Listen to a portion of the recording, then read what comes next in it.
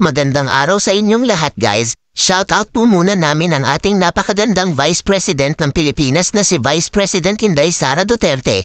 Pati na rin sa ating gwapong mahal na Mayor ng Davao City na si Mayor Sebastian Baste Duterte. At lalo na po ang mga nasa Community Environment and Natural Resources Office CENRO ng Davao City, nasa City Transport and Traffic Management Office o CTTMO ng Davao City, pati kay Traffic Enforcer na si Sir Wenceslao Filiart David Jr.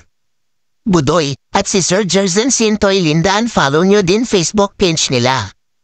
Tuldok, isa na namang mabiyayang pagkakataon sa inyong lahat, sana nasa mabuti po kayong kalagayan ngayon.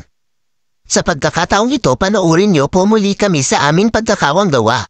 Sinuyod namin ang kahabaan ng kalsada sa may San Pedro Street, Davao City upang mamigay ng kape at puto sa mga nagtatrabaho sa CENRO at amin nakita si nanay na nagwawalis sa gilid ng kalsada.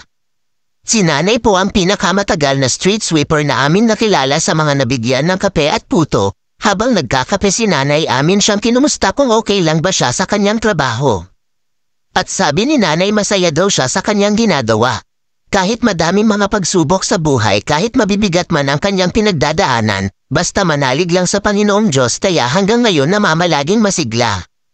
At malakas pa rin sa pagharap sa hamon ng buhay, kaya yan ang dahilan kung bakit nakapamamalagi pa rin sa kanyang trabaho. Sa haba ng aming pag-uusap merong ipinayo si nanay. Una, sa mga kabataan ngayon, na huwag maging tamad kung pinagpaparal man ng magulang, ay dapat man sumikap, mag-focus at abutin ang pangarap sa buhay, at higit sa lahat laging maging magalang at sundin ang lahat ng payo, dahil ang pinakaunang utos ng Panginoong Diyos na may kalakip na pangako, ay igalang at sundin ang mga magulang.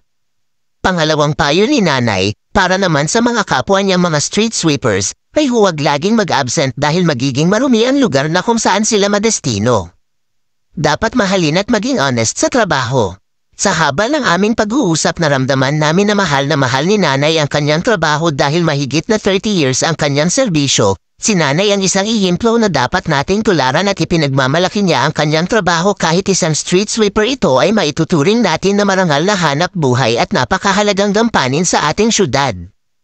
Sila ang kabilang sa mga bayani ng kalinisan. Salamat po sa inyong pagsubaybay at huwag niyo pong kalimutang i-like, follow, share at subscribe po sa aming Facebook page, YouTube channel, TikTok at Instagram. Maraming salamat po at God bless sa ating lahat.